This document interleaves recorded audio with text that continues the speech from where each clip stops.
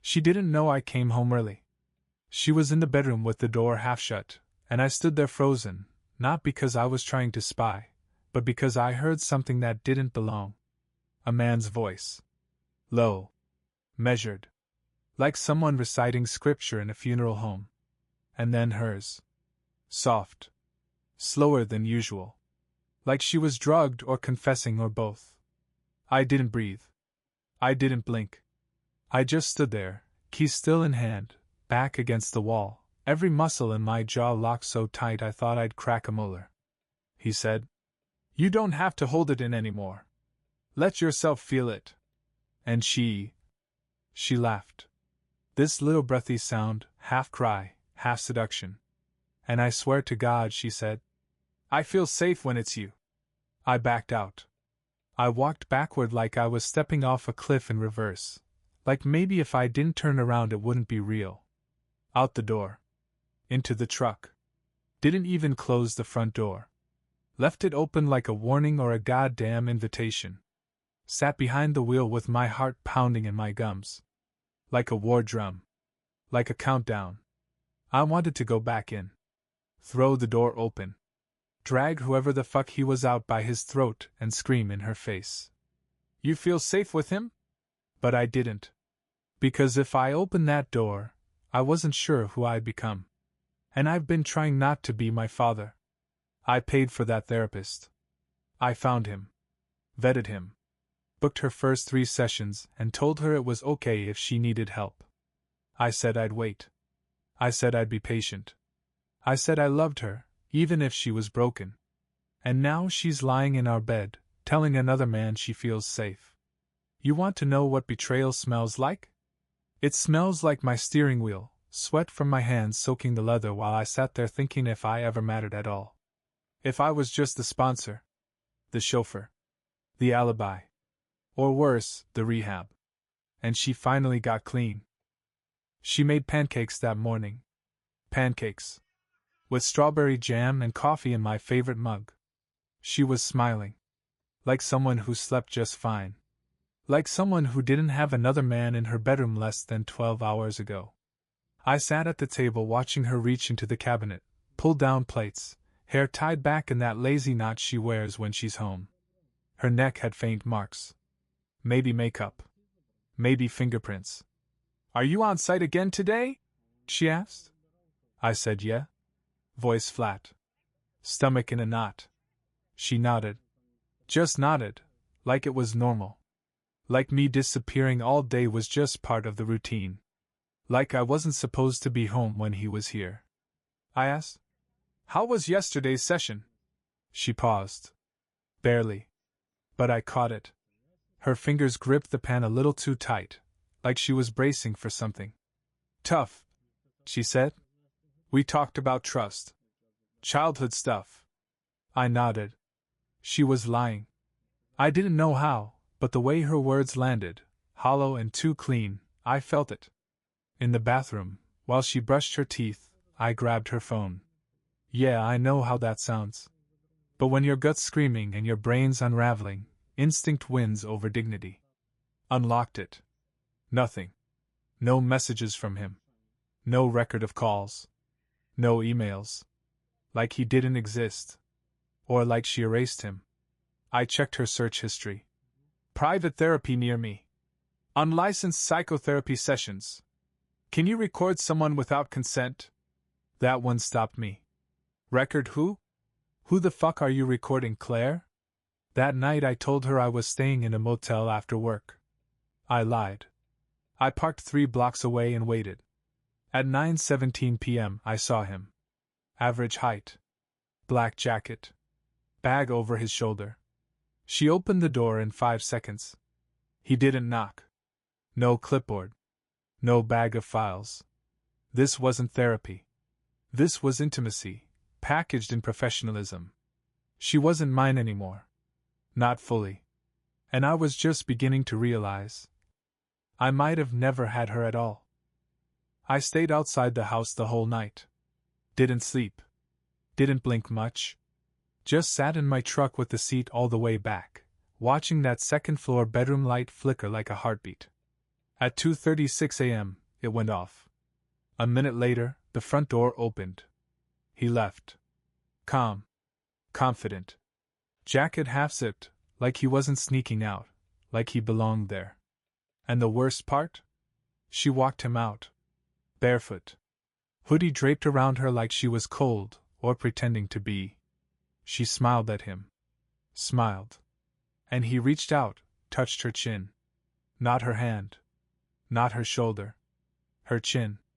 That's not something friends or therapists do. That's something men do to women they think they own. She didn't pull back. She didn't check if anyone was watching. She just stood there, soaking in it. It was like a performance. For me. I ducked. Slid down in the seat like a coward. My pulse was in my throat. My hands were shaking. Not from rage. From something colder. That empty kind of panic where you realize your life has already changed, and you're the only one who didn't get the memo. She went back inside. And I sat there. Until sunrise. The next day, I started noticing things. My toothbrush moved. My shirt smelled like a different detergent. My razor was dull, like someone else had used it. But when I asked her, she laughed. You're being weird lately. No fear. No guilt. Just a tone, like I was inconveniencing her by feeling things. When I pushed again, she tilted her head, like I was a stray dog making noise outside her window. You always do this, she said. Overthink. You spiral. This is why I'm in therapy. Like it was my fault. Like my existence was the reason she needed him. That night, I dug through the trash. Ripped through bathroom bins, kitchen bags. Found a receipt. Dinner for two. Italian place we used to go to. Date was 4 nights ago. Time? 8:42 p.m. She told me she had a late-night journaling session with her therapist on Zoom. Zoom. He had gnocchi. She had the sea base. And they shared dessert. It said so on the receipt. Shared. She didn't even bother hiding it anymore. And I realized something that twisted my gut worse than the betrayal itself. She wanted me to find out. This wasn't a secret anymore. This was a slow, controlled demolition. She was watching me fall apart, piece by piece, and calling it healing. And the man helping her? I was paying him. I waited until Sunday. That was her double session day. 2 hours blocked off on the calendar, recurring, neatly color-coded. I told her I was working late. She barely looked up from her tea. Just nodded, distracted, phone half hidden under her sleeve. By 6:10 p.m., she was gone. I didn't follow her. Didn't need to. I went into her desk drawer instead, the one she said was off-limits. Private, she told me. Part of my recovery process. I smashed the lock with a hammer. Didn't even hesitate. Inside, 2 notebooks, a burner phone, and a photo. The photo hit me like a brick. It wasn't graphic. It was soft. Black and white. Her and him, sitting cross-legged on the floor, barefoot, teacups between them. She was smiling. Not just any smile, the kind she used to save for mornings in bed when we were still real. Her hand was on his knee. His fingers were on her wrist. It was intimacy dressed in stillness. It looked like love. I opened the burner. No lock. Text threads, dozens. Most of them with him. He doesn't ask questions anymore. I think he suspects, but he won't leave. I feel safer here than I ever did with him. Sometimes I wonder if he'd even notice if I vanished. But it wasn't just that. She told him everything. My sleep patterns. My anxieties. The time I broke down in the shower and thought I was dying. She fed him me. And he, her therapist, didn't stop her. Didn't redirect. Didn't maintain boundaries. He encouraged it. Pushed it. He asked for details. And how did that make you feel when he didn't answer your call? Do you ever think about how you'd feel waking up next to me instead? Has he ever made you feel wanted without needing something back? I should have stopped there. But I didn't. I scrolled down. There was an audio file. I pressed play. Static. Then breathing. Then her voice. Moaning. Whispering. Don't stop. I threw the phone against the wall so hard it cracked. Then I sat on the floor and stared at it.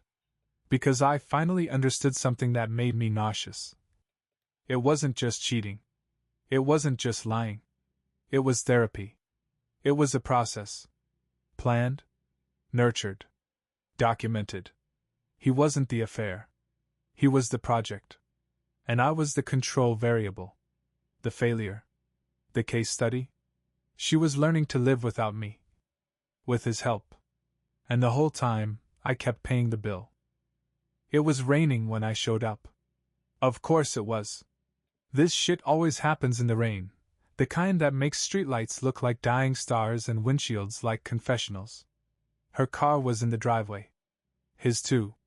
She said she was at a workshop that night. She was in bed with him instead. I didn't kick the door in. Didn't scream. Didn't pound. I rang the bell. I wanted her to look me in the eye.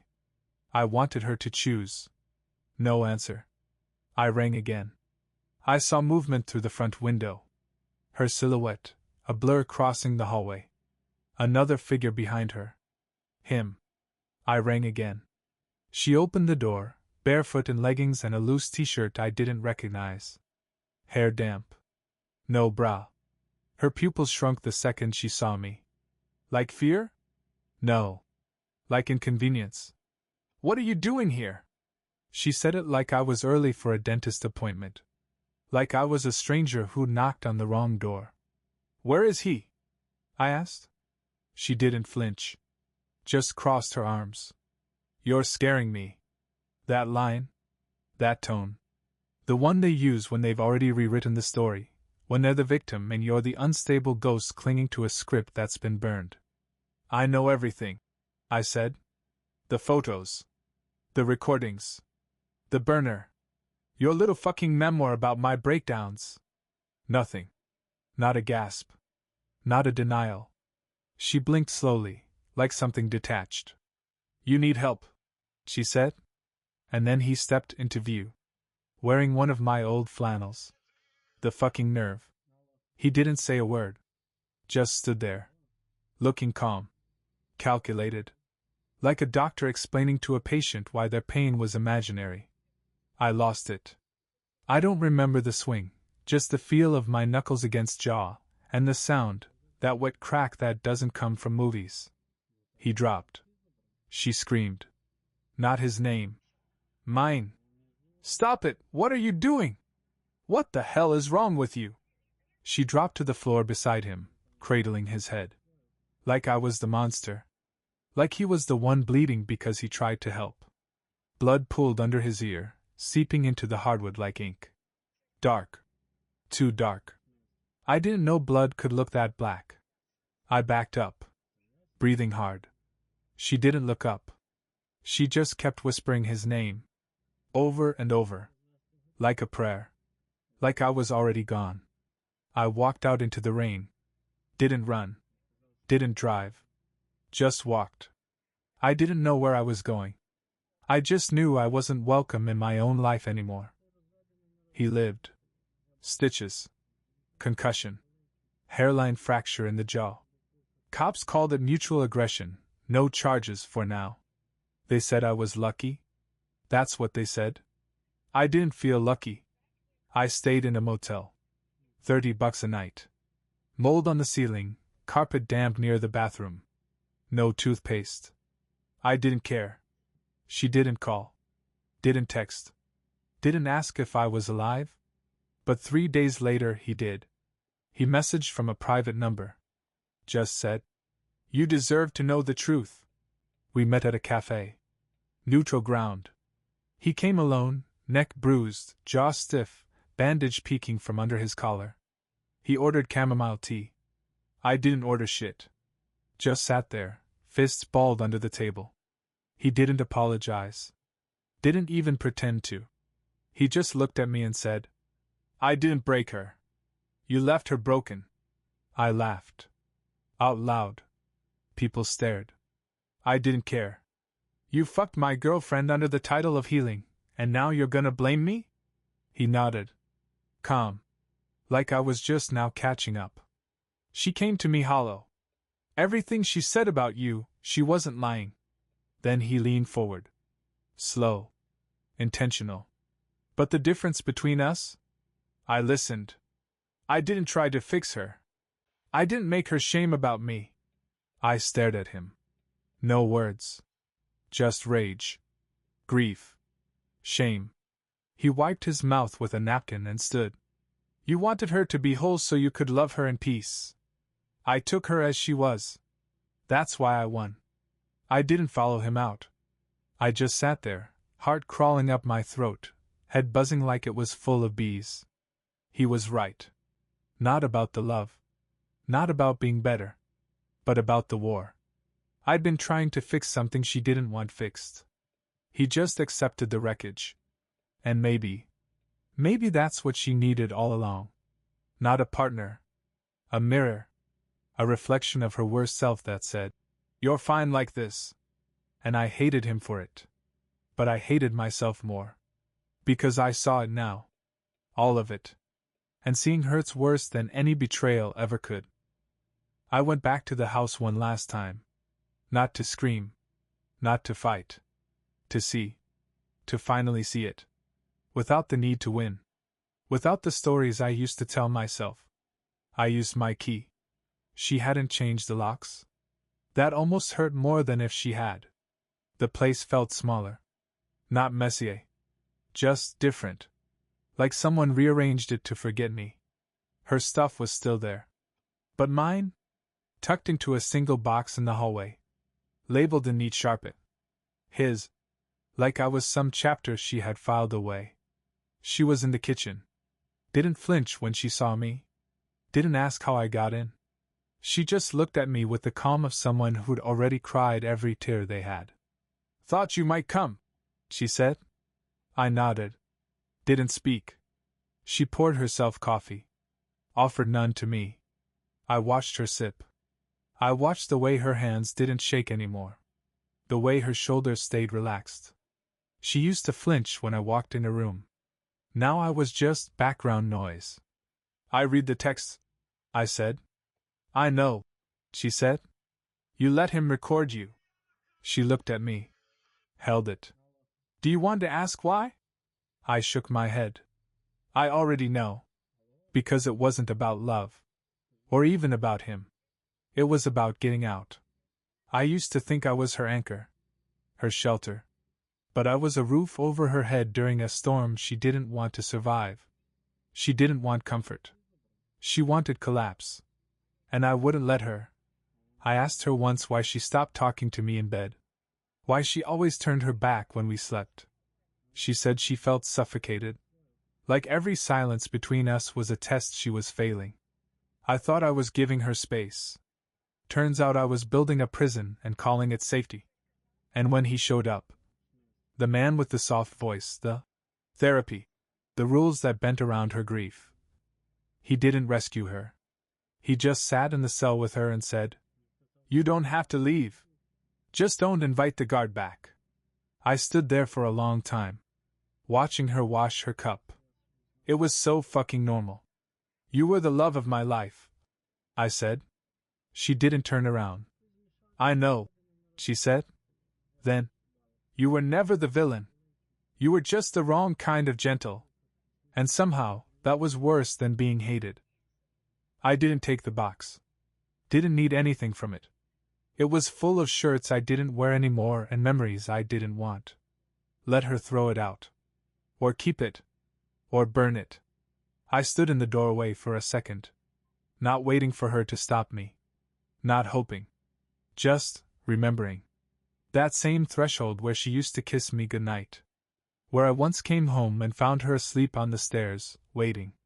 Where we danced once, barefoot, after bad news. It meant something.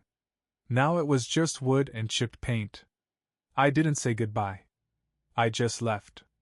Because nothing I could say would make this feel any less like a slow death. And she didn't try to stop me. Because she had already buried the version of me that mattered. I drove west. Didn't check the map. Didn't answer calls. I rented a room near a lake. Cold, flat water. No reception. No mirrors. Just silence. Some nights I still hear her voice. Not screaming. Not begging. Just laughing, the way she laughed with him. I wonder sometimes if it was ever real. If any of it was. The love. The nights we stayed up until 3 a.m. The way she used to tuck her toes under mine when she got cold. Did she fake that too? Or was that the last part of her that tried to stay? I'll never know. Because love doesn't leave you with answers. It leaves you with rooms you can't enter, and questions no one's coming back to answer. This wasn't a tragedy. It wasn't even betrayal. It was just truth. She changed. I didn't. And he gave her a version of herself where I didn't exist. So now I don't. Not to her. Not to who she's become. Not even to the man I was when I still believed love meant something more than staying.